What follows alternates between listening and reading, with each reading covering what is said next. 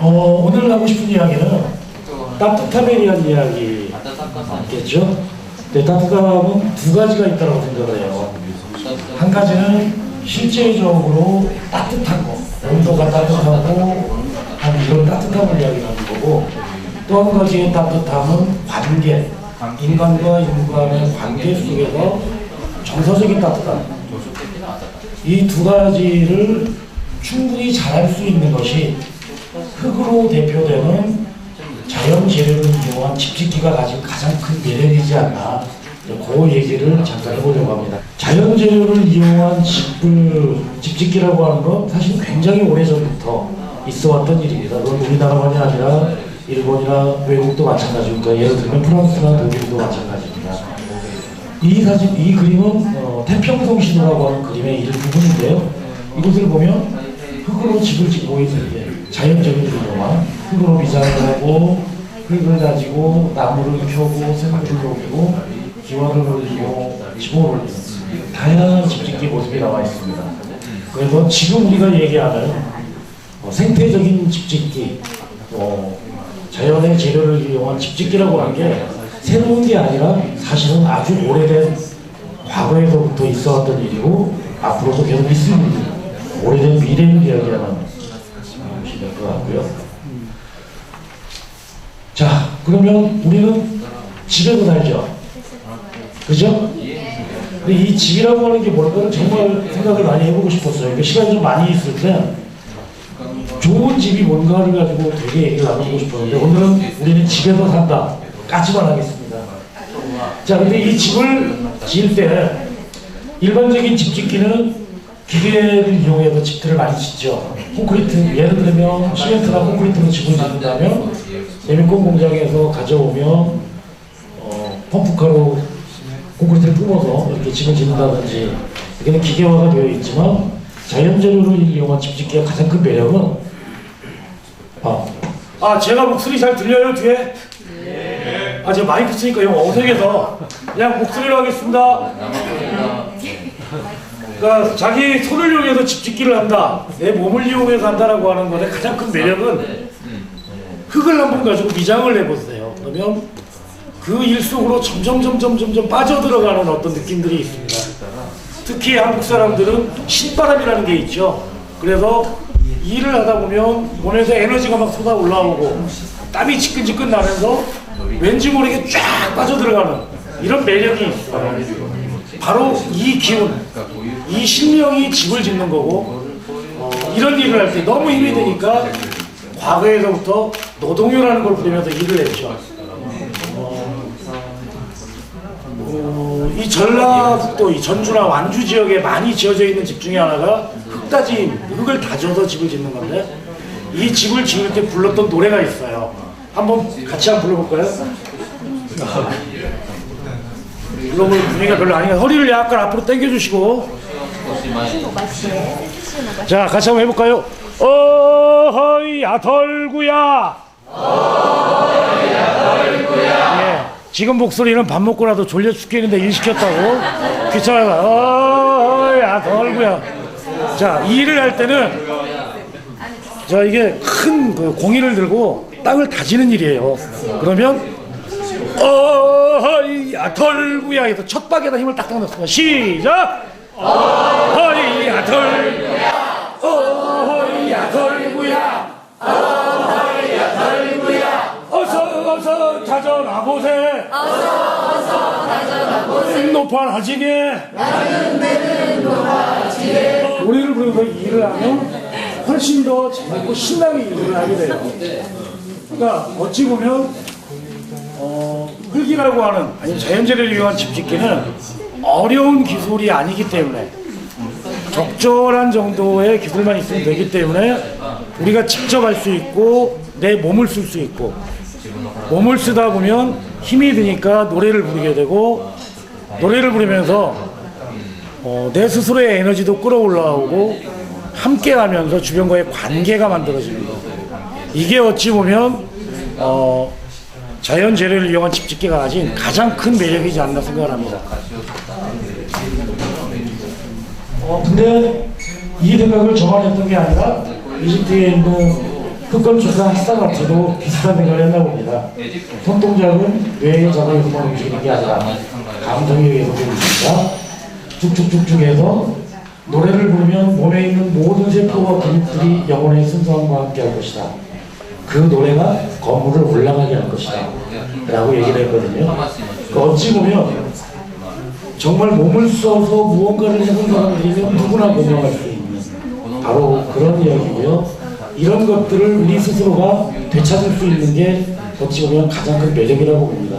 지금 우리는 집을 질 때 어떻게 해요? 커피 자판기에 돈을 넣고 커피를 뽑아 먹듯이 건축을 하는 분에게 돈을 주고 현관 키를 받죠.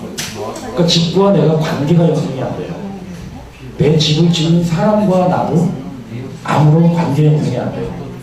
그러니까 그냥 물건을 사고 파는 건데 내 집 짓기에 내 땀방울과 내 힘이 함께 들어가면 집과 그 집을 짓는 사람과 내가 관계가 설정이 되고 서로 역사가 생기죠. 이야기가 생기게 되죠. 그런 것들이 정말 큰 매력이지 않나라고 생각합니다. 그래서 적정 기술 내지는 인간의 초월을 가진 기술이라고 하는 이런 생태적인 집짓기의 큰 장점은 내가 있는 지역에서 많이 나는 재료, 이 지역에 볏집이 많이 나오면 볏집, 돌이 많이 나오면 돌, 나무가 많이 나오면 나무, 이런 식으로 그런 지역에서 나는 재료로 애나 어른들 것 없이 함께 어울려서 집을 짓는 것, 이런 것들이 어찌 보면 생태적인 집짓기의 가장 큰 매력이라고 얘기할 수 있습니다. 자, 그런데 지금 우리가 내 집을 잘 짓는다고 해서 잘 살 수가 있나요? 예전에는 내가 살기 좋은 집, 비바람을 피하고 외부의 적들과 맹수에게서 나를 보호해주면 좋은 집이었어요. 하지만 지금은 내 가족만 잘 살 수 있는 집을 아무리 잘 지어도 좋은 집이 될 수 없습니다. 아까 얘기했듯이 지진이 오거나 태풍이 오거나 지구온난화 때문에 장마가 지거나 이런 다양한 기상 이변으로 인해서 내 집 잘 짓는다고 좋은 삶을 살 수가 없어요.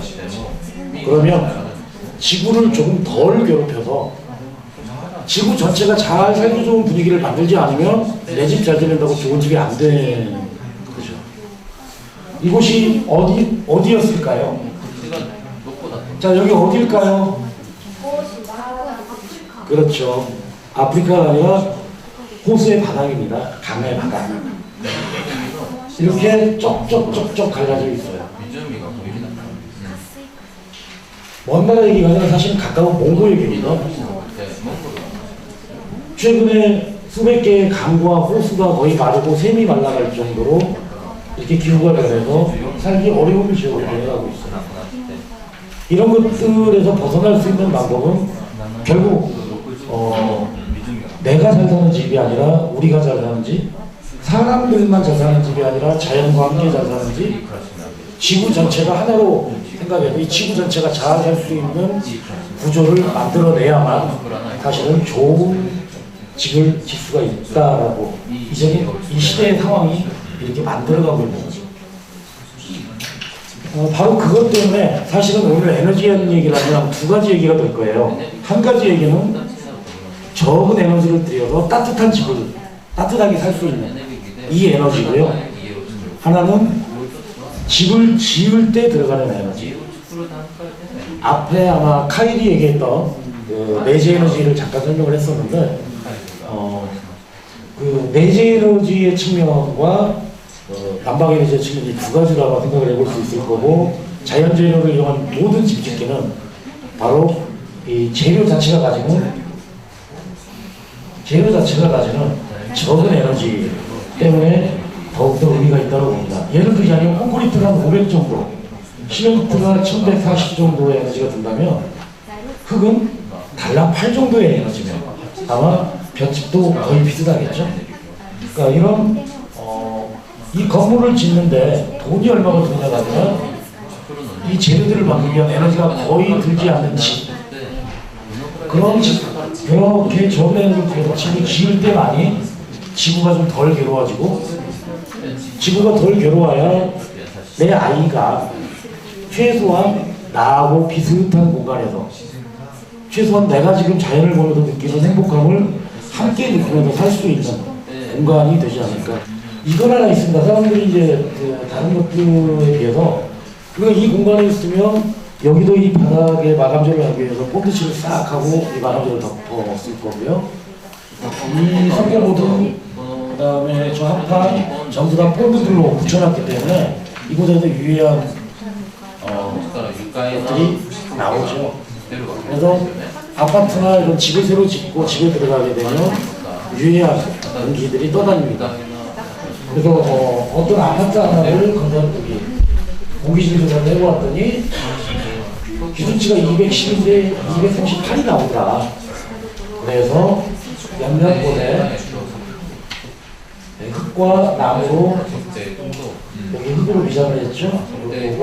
요거 세 곳에 이리고 나서 다시 공기질을 측정을 했더니 238이 79까지 떨어지더라.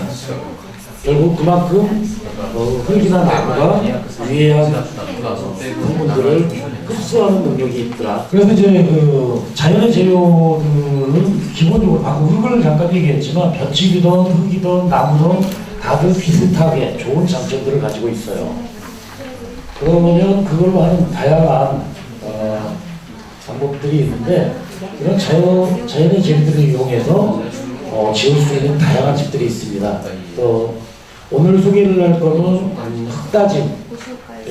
옛날 이 지역에서는 그걸 당집 또는 당틀집이라고 불렸던 집하고 앞에 카인이 얘기했던 스트로베리 이 두 가지에 대해서 한번 말씀을 드릴 거고요. 그 이전에 최근에 저희가 진행했던 교육들을 통해서 우리가 흙이나 자연재료로 집을 짓는 건 좋은 건 다 알죠. 그런데 지금 살고 있는 아파트 팔고 당장에 시골로 들어가기 어렵죠. 아니면 도시에서 살고 있는데 단독주택을 팔고 삶의 도전을 시골로 바꾸는 건 어렵습니다. 또 제가 몇 년 전부터 시골에 가서 살고 있는데 시골에 가보니까 그 여름엔 따뜻하고 겨울에 시원한 집들이 많아요. 지금 웃는 분들만 얘기를 제대로 들은 겁니다. 안 웃으신 분은 말을 제대로 안 들은 거죠. 여름에 시원하고 겨울에 따뜻해야 되는데 여름에 따뜻하고 겨울에 시원해요. 그러니까 옛날 집들을 보면 벽돌 하나 단열재도 없이 이렇게 지은 시골집들이 너무 많더라고요. 그러면서 새로이 집 짓기라는 것도 중요하지만 이미 지어진 집들 중에 골격이 구조가 멀쩡한 집들이라면 이거를 좋은 집으로 만들어서 살 수 있게 하는 것도 굉장히 필요하겠다라는 생각들을 많이 하게 됐습니다. 2년 전에 공주 마곡사 입구에 있는 곳으로 저희가 건축협동조합을 만들어서 이사를 했습니다. 그러기 전에 절에 있는 분들하고 이제 만날 필요가 있었는데 절 1년 보일러 기름값이 얼마쯤 나올 것 같아요? 얼마요? 2,000원. 그 다음에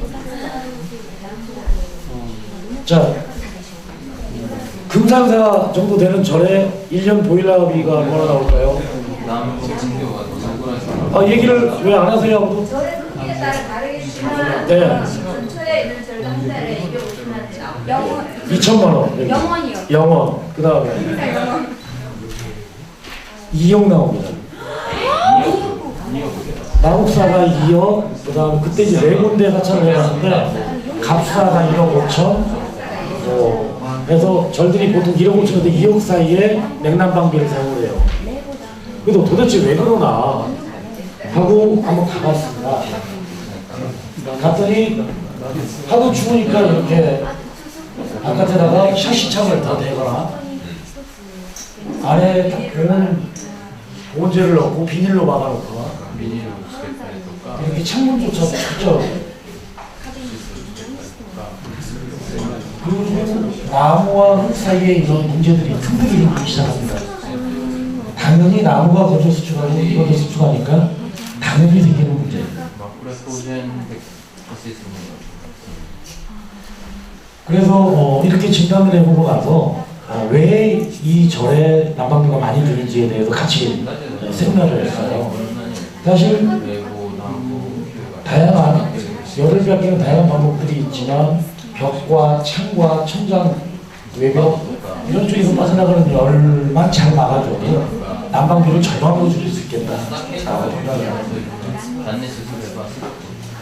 그래서 했던 게 아까 그 나무와 흙 사이에 틈 생기는 건 어제 오늘의 일이 아니고요. 조선 후기에 있던 금호경독기라는 책에 보면 그 말이 나옵니다. 집을 새로 짓고 나서 6개월부터 1년 내에 절대로 도배를 제대로 하지 마라. 6개월 1년 지나면 틈이 벌어진다니까 초배만 하고 있다가 시간이 지나면 그 틈을 석회와 흙을 풀어서 메꾸거나 한지를 잘게 찢어서 흙을 붙인 다음에 그걸로 그 틈을 메꿔주거나 이렇게 메꾸고 한 1년쯤 더 있다가 그 다음에 정벌로 도배를 해라라는 말이 나올 정도로 이건 이 재료가 가진 다양한 성격들이에요. 그러니까 이런 틈을 잘 메꾸는 부분들 아주 예전부터 지금까지 문제가 되고 있는 거지. 또 하나는 우리가 그러니까 창을 쓸 때 유리창으로 열이 많이 새나가니까 이중창, 삼중창을 씁니다. 그렇죠? 그러면 유리 두 겹하고 한지 두 겹하고 어떤 게 더 단열이 잘 될까요? 유리, 한지. 재밌게도 유리 5mm 떼고 유리, 한지 5mm 떼고 한지 하면 한지가 단열이 훨씬 좋습니다. 거기다가 보너스 유리는 공기를 막죠. 한지는 탁한 공기를 내보내고 맑은 공기를 받아들이는 통기가 되면서 단열이 됩니다. 그래서 한지가 가진 장점들을 충분히 살려서 어떤 그 절에 대한 나방을 좀 고민을 해봤고요. 그래서 이제 교육을 했습니다. 그리고 이 틈들을 이렇게 여기 보시면 한지를 잘게 길게 찢어서 풀을 적신 다음에 그 틈에다가 메꿔주는 거예요. 그러면 다른 것들은 마르면서 건져 수축을 하는데 한지가 풀을 묻었다가 굳으면 돌처럼 단단하게 딱 꽂혀져요. 자, 원래 있던 창과 문들은 떼어서 양쪽으로 한지를 말렸습니다. 그래서 햇볕에다 말렸고요. 여기 너무 심심해서 떨어진 낙엽도 같이 붙여놨습니다. 그리고 이 벽도 역시 벽돌 한 겹이더라고요. 그런데 절의 특성상 두께를 이렇게 두껍게 베일을 사용할 수가 없어서 일본에서는 다담이라고 하죠. 다담이의 재료. 그러니까 볏짚 보드 5cm 정도의 두께로 압축해 놓은 볏짚 보드를 벽에다 붙이고 그리고 위장을 첫 번째 위장, 두 번째 위장을 쭉 해서 마무리를 했습니다. 자, 이곳이 주로 회의실로 많이 썼던 곳인데 오후에 회의를 하려면 아침부터 보이라고 그랬어요. 그래도 별로 따뜻하지가 않아요. 근데 이렇게 작업을 아주 단순한 작업만 했을 뿐인데 이렇게 하고 나서 회의에 들어가면 그 공기가 아주 훈훈해져서 사용하시는 스님들이 할 정도로 차이가 납니다.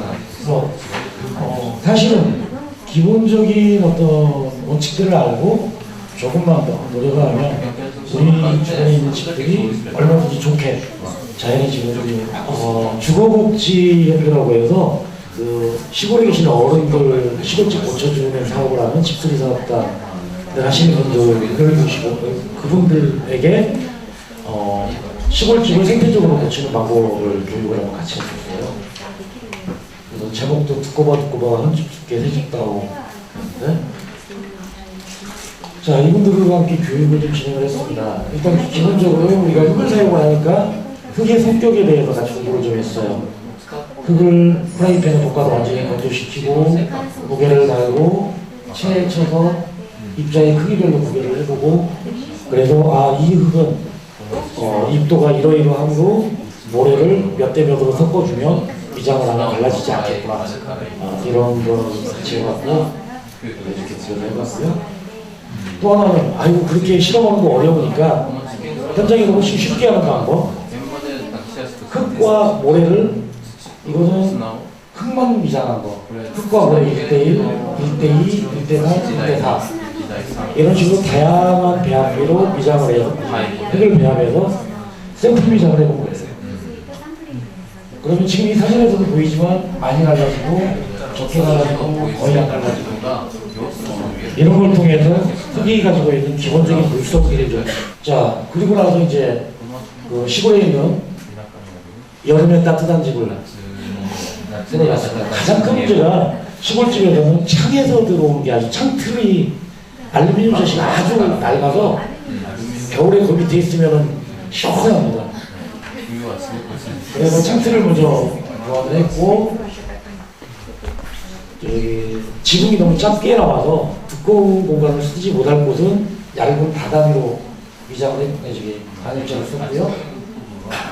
좀 두껍게 할 수 있는 곳은 원래 있는 곳에다가 볏짚을 채워서 작업을 했습니다.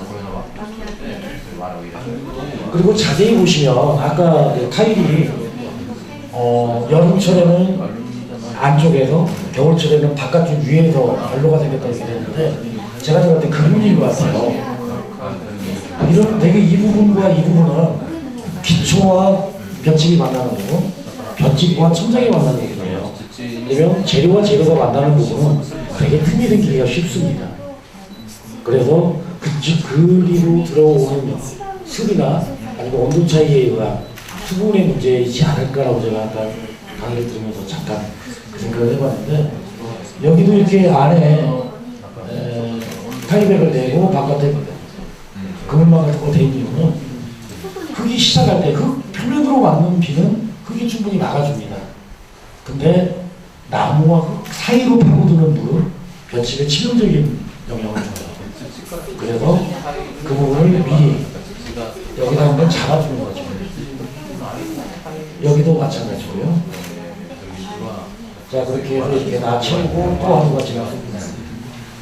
자, 그리고 저희가 그 건축 교육을 하면 건축만 하면 재미가 없어서 우리 김동호 선생님이 가버려서 이 재밌는 광경을 못 볼 텐데 꼭 저녁에 삼겹살을 구워 먹습니다. 밖에 있는 것처럼 이게 이제 철판화덕이죠. 저 철판화덕을 아무리 좋다고 얘기를 해도 아무도 사람들이 안 믿어요. 그래서 돼지고기 5분을 사다가 나무를 딱 요만큼만 딱 이만큼요. 딱 이만큼을 잘게 쪼개서 가지고 와서 불을 피웁니다. 그러면 그거 소시계로 쓰려고 그래요? 라고 이제 되게 물어요. 이걸로 돼지고기 5분 더 먹으려고요. 하고 먹었는데 벌써 고기가 굽고 있죠? 처음에 같이 먹다가 열심히 여기 그날 저녁에 6근을 부었어요. 정말 양으로. 그리고 나머지 참여하신 분들이 우와 이걸로 고기를 만들면 죽이겠다. 그러니까 해보면서 고기도 먹어봐야 맛을 알고 불은 피워봐야 불을 압니다. 일상생활에서 자꾸 사용을 하면서 이런 어떤 적정기술이나 대한에너지에 대한 것들을 자꾸 체험해보고 사용해봐야만 이게 얼마나 좋은지 얼마나 의미가 있는지 알게 되는 거예요. 자, 그리고 그 다음날 하도 궁금해가길래 아내를 이제 부여 화덕도 자, 둘째 날 이제 그 위에다 흙으로 위장을 하기 시작했고 이 부분은 코너 부분이랑 좀 동그랗게 해도 흙에 부드러운 느낌을 살려주기 위해서 코브를 만들어서 채운 거예요. 코브라고 하는 건 볏짚에다가 흙을 김치 양념 무치듯이 묻혀서 형태를 잡으면 흙으로 잡으면 이 친구들이 많으면서 금이 많이 가는데 볏짚이 뼈대가 되고 흙은 접착제가 걸려주니까 이 구석부분이 예쁘게 나오죠. 자, 그렇게 해서 두 번째 위장을 하고 끝냈습니다. 그런가 하면 이건 전라남도에는 청평이 슬로우시티죠. 충청남도에는 예산 대흥이 슬로우시티예요. 그래서 그 슬로우시티에서 그 주민들이 방문자 숙소를 직접 짓겠다 해서 저희들이 가서 교육을 진행을 했는데 그분들과 함께 했던 것도 잠깐 한번 보려고 합니다. 베일을 몽땅 가지고 왔죠. 베일을 선택할 때 아까 질문을 어떤 분이 하셨는데 벌레 문제 얘기하셨죠. 볏짚을 가지고 올 때 두 가지를 봅니다. 한 가지는 지금 제가 위에도 뭐라고 얘기를 하기 위해서 올라가 있는데 저 볏짚이 젖어있는 볏짚을 쓰면 반드시 문제가 생깁니다. 그래서 처음엔 함수율 테스트를 찍어서 확인을 했었어요. 근데 지금은 전혀 안 합니다. 베일을 딱 들어서 드는 순간 무게가 하면 이쪽으로 던지고 딱 들어서 적당하면 이쪽으로 던지고, 그러니까 젖어있는 볏짚은 훨씬 더 무거워서 바로바로 빼요. 자, 그리고 두 번째는 이 볏짚이 저 상태로 논에서 겨울을 나지 않는 걸 선택을 해야 됩니다. 그러니까 논에서 겨울을 난 볏짚은 그 안에 있는 벌레들이 그 안으로 열심히 들어가 있어요. 따뜻하니까.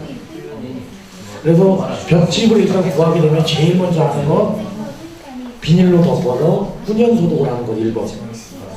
그다음에 두 번째는 볏짚을 채울 때 볏짚을 한 줄 깔고 석회를 뿌려주고 다시 볏짚을 한 줄 깔고 석회를 뿌려주고, 이렇게 하면 석회는 물을 만나면 열을 발생을 해요. 근데 살아있는 모든 것들은 몸에 수분을 가지고 있습니다. 그래서 석회를 벌레들이 아주 싫어해요.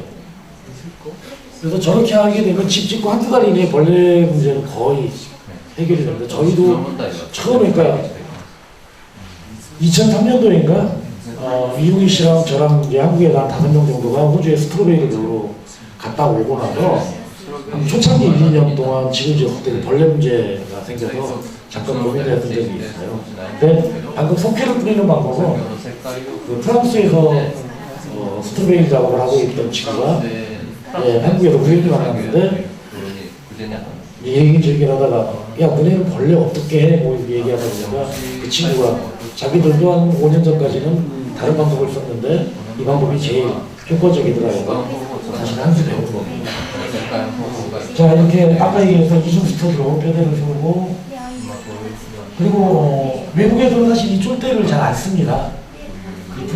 가로 프레임을 잘 안 쓰는데 이걸 쓰는 이유는 기본적인 뼈대가 경쟁목 구조는 합판이 벽체를 전체적으로 잡아서 횡력에 견딜 수 있도록 잡아주는 게 경량목 구조의 기본 구조인데, 베일을 하다 보면 그냥 횡력에 대한 가세나 이런 것들이 전혀 없이 벽체만 채워져 있게 돼요.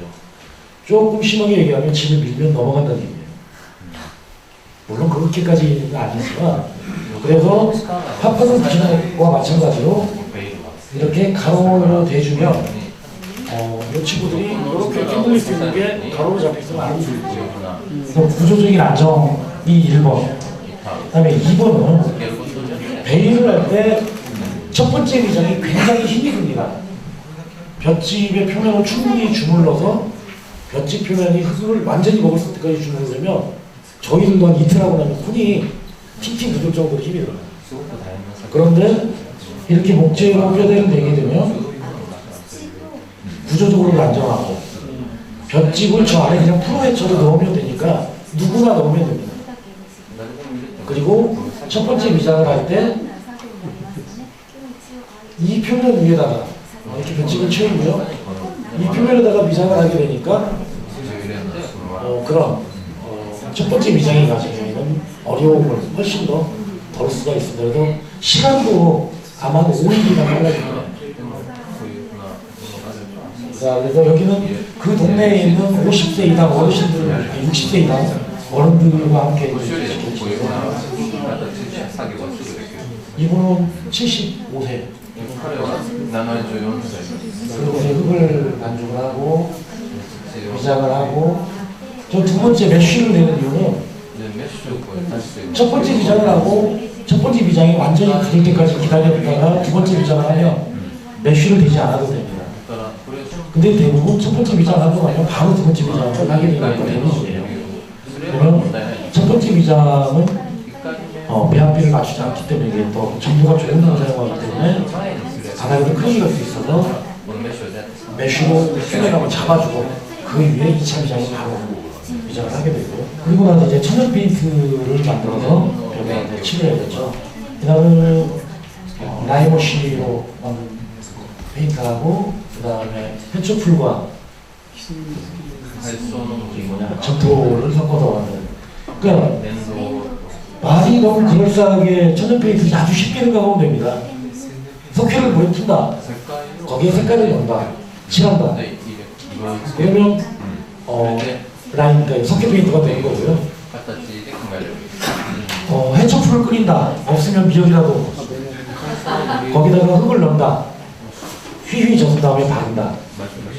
그러면 이렇게 처음에는 이렇게 만드니까 하더라고요. 본인들이 한번 달라고 그러니 많으니까 쭉 색이 올라오는 걸 보고 너무 신기해요.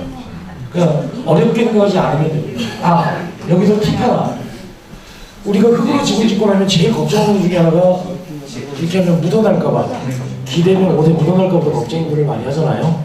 근데 이거는 집을 다 짓고 해초풀을 끓여서 벽에다가 한두 번 정도만 발라주면 묻어나는 것이 거의 70~80% 이상은 거의 막아낼 수가 있습니다.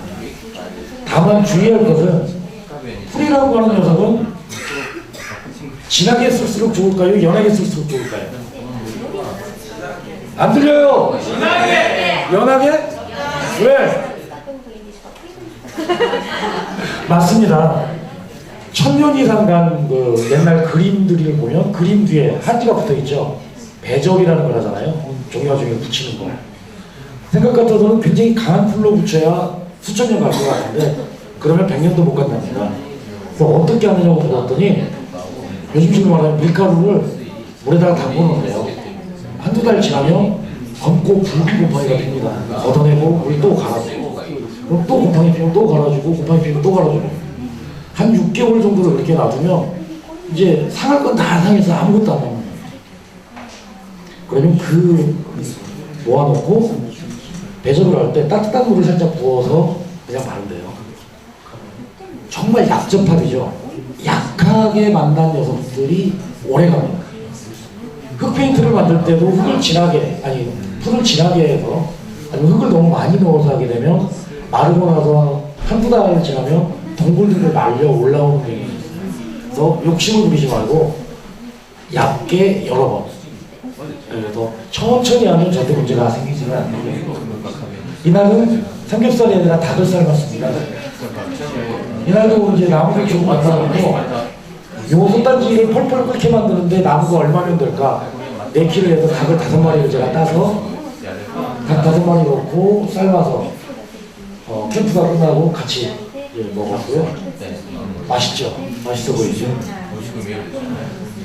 여기도 마찬가지입니다. 먹어봐야 맛을 알죠? 불을 떼봐야 그 맛을 알죠. 자, 이런 식으로 어찌 보면 우리는 다양한 흙건축의 기법들이 이제 한국에 이미 다 소개가 됐습니다. 흙부대도 소개가 됐고 흙다짐은 원래부터 있어왔고 그 다음에 스트로베일 여기 그 다음에 뭐라고 그걸 표현하더라? 코드우드 목차흙집이라고 표현하는 요런 거 그 다음에 코부 어지간한 기법들은 한국에 다 들어와 있고 다들 짓고 있어요.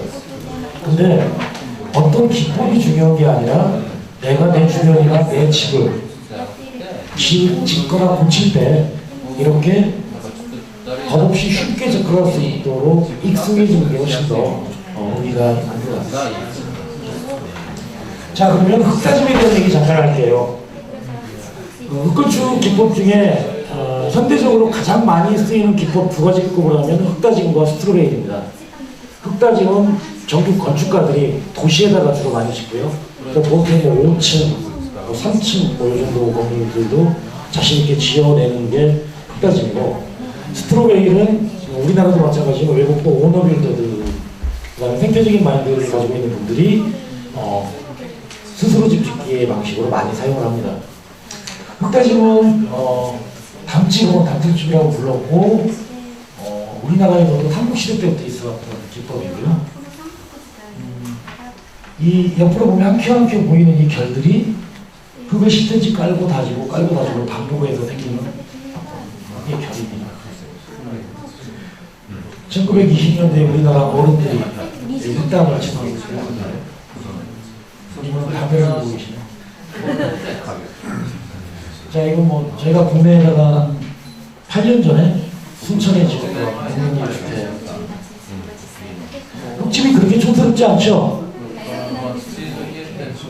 그 흙가짐이라고 하는 건 흙을 섞고 껍질에 넣고 다지고 거푸질 떼고 마감을 해서 집을 짓는 이런 방법으로 지어지고요. 이 친구의 가장 큰 장점은 내재 에너지가 정말 적게 드니까 재료 자체가 에너지가 적게 들지. 으로서 의미가 굉장히 크고, 또 하나 흙가짐집의 장점은 베일집은 추결 능력이 별로 없죠. 흙의 두께가 얇기 때문에 단열이 잘 되는 게 큰 장점이고, 그래서 이 내재 에너지가 낮은 것과 추결을 이용한 이제 많이 짓습니다. 거기에 적합한 또 강도 이런 것들을 만들어내는 거고요. 한 군데만 좀 볼게요.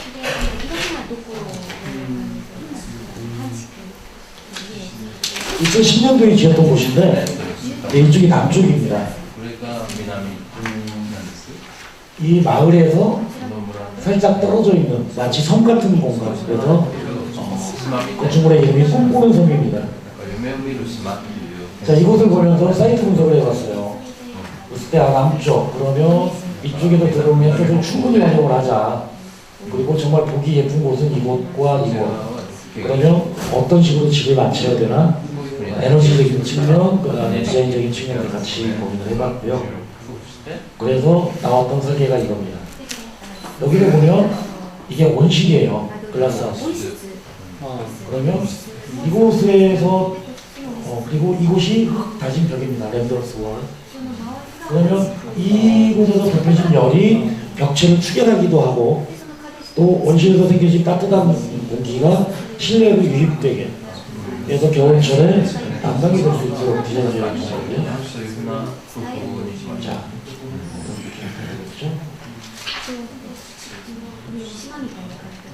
측면에서 보는 사진이고요. 그러니까 온실은 저 반대편에 있습니다. 자, 온실이 이렇게 있으면 빛에 의해서 뜨거워진 열은 이 창을 통해서 안으로 들어갑니다. 그러면 이게 이제 온실에서 들어오는 창이거든요. 이렇게 들어와서 이 위로 나가게 되어 있어요.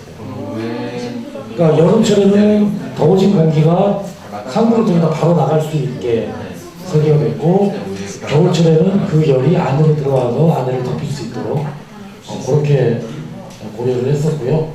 이거는 국내에서 이화정 선생님이라는 분이 만든 벽난로형 아궁이.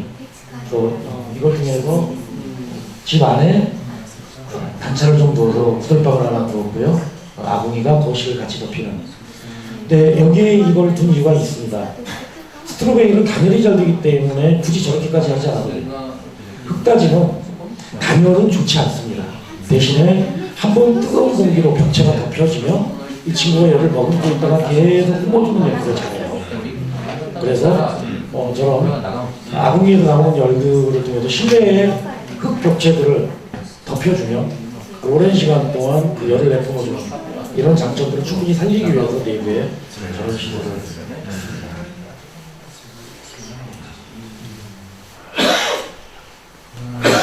자, 그 다음 스트로베리 한번 볼까요? 앞에도 카일이 너무 얘기 잘해줘서 땡큐. 그래서 이제 다른 얘기는 좀 많이 줄이고요. 실제적인 얘기를 해볼게요. 스트로베리는 아까 말처럼 네바다스카 쪽에서 시작했던 한 200년 가까이 된 공법이고, 우리나라에서는 지금 들어온 지가 10년이 좀 넘어, 10년이 거의 돼가죠.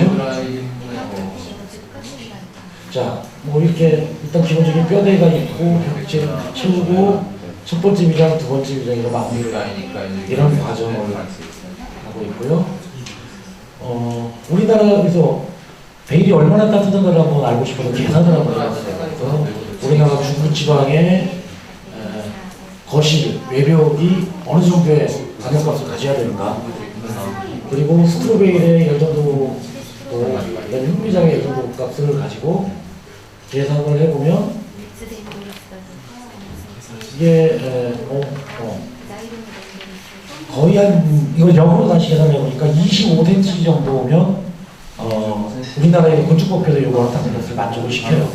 근데 대부분의 스트로베리 집들은 보통 한 40cm에서 50cm 정도 두께입니다.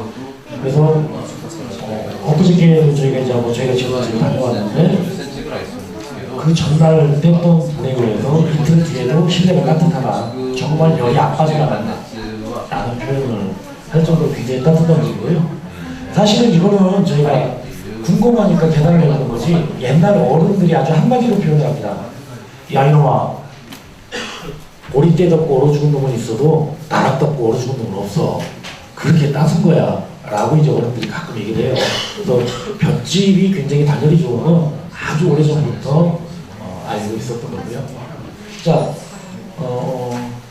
이렇게 구조체를 없이 쓰는 거는 로드 비어링이라고 하는데 외국에서 이런 걸 가끔 쓰긴 합니다. 그런데 그거는 제가 아까 카이한테도 물어봤던 이유가 우리나라나 일본처럼 눈으로 쌓이는 지역은 적설화중이라는 게 걸립니다. 그래서 눈이 같이 쌓였다가 남쪽은 높고 북쪽은 그대로 있겠죠. 그러면 집이 편안증도 걸리고요. 이렇게 되면 베일은 아무리 강하게 압축을 해 놓아도 거기다가 흑미장만 해도 몇 센치가 다시 내려갈 수 있습니다. 안 돼요. 그래서 좀 위험해서 혹시 일본에서 어떻게 해결하고 있는지 궁금해서 그런 것 같고요. 구조체를 쓰는 방법도 다양합니다. 이중 스터드를 쓰는 방법, 한옥식의 기동을 쓰는 방법, 철제와 판네로 시스템을 쓰는 방법, 사다리를 쓰는 방법, 아예 판네로를 만들어서 가지고 가서 하는. 그 다음에 이렇게 HBM의 이런 방법도 있고요. 스테인 빔, 아치, 그 다음에 아까 집 고칠 때 봤죠? 이렇게 리모델링 할 때 사용하는 것까지 다양하게. 재료가 가지는 단열의 어떤 장점이나 이런 것들은 뭐 익히고 잘 알려져 있고요. 네, 하지만 지금 재료만 가지고 지어지는 게 아니기 때문에 어떤 마무리하는 방법, 재료와 재료의 만남, 그 다음에 디자인적으로 어떻게 벽체를 받고 열을 받아서 내가 잘 그걸 안고 있을 건가 이런 것들에 대한 고려들을 충분히 해야 됩니다. 여기는 이제 어린이집을 짓는 곳이었는데 사이트 위치가 여기에요. 옆에도 집, 앞에도 집. 그래서 앞에서 볼 수 있는 어떤 풍경이라고 이쪽밖에 조망이 없고 집들로 둘러싸여 있는 공간. 그래서 설계를 이렇게 했습니다. 이 뒤에도 집이고 앞에도 집이고 옆에는 절벽. 그러니까 아이들이 놀 수 있는 공간은 가운데 모래바닥으로 놀이하고 가운데로 쏟아져 들어온 빛이 열이 실내 그 복도를 덮여서 그 열이 각 실로 연결될 수 있는 그런 구조로 훈련했고요. 그래서 조명이 이렇게 정리가 됐고 다 지어진 형태가 모든 곳이 막혀 있어서 사진을 찍을 수 있는 곳이 이 각밖에 안 나옵니다. 앞에가 이제 이 어린이집 선생님이 사시는 곳이고 이 어린이집인데요. 지붕이 가운데를 향해서 모여 있죠. 그래서 빛이 떨어져 들어오면 이 안이 전부 다 이렇게 유리로 덮여 있고 안쪽이 복도입니다.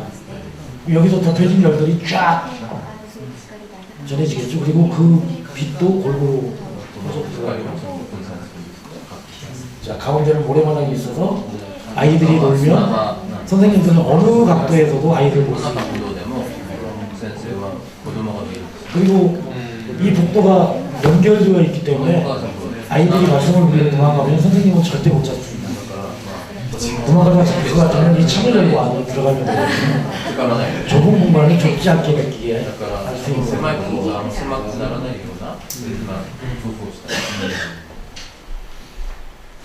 뒷면이고 앞면이고요. 안쪽에는 아이들한테 불이 너무 예리하게 작아가는 느낌이 좋지 않아서 한지로 등을 쌌습니다. 그랬더니 조도가 너무 약해져서 어둡다고 그래요. 어떻게 해결했을까요? 네?